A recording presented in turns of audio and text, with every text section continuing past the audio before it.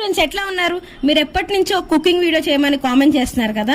సరే రండి, ఈ రోజు మనం గిజర్ట్స్ ఫ్రై అదేనండి కందరకాయల కర్రీ చేసేద్దాం. చూద్దాం రండి. ఫస్ట్ స్టవ్ ఆన్ చేసి ప్యాన్ వేడినాక ఆయిల్ వేసి ఆయిల్లో కొంచెం బిర్యానీ మసాలాలు ఉంటాయి కదా అవి వేసి ఫ్రై చేయండి. దాంట్లో కొంచెం ఉల్లిపాయలు, కరివేపాకు, దాంట్లోనే కొంచెం సాల్ట్ కూడా వేసి ఫ్రై చేసేసుకోండి.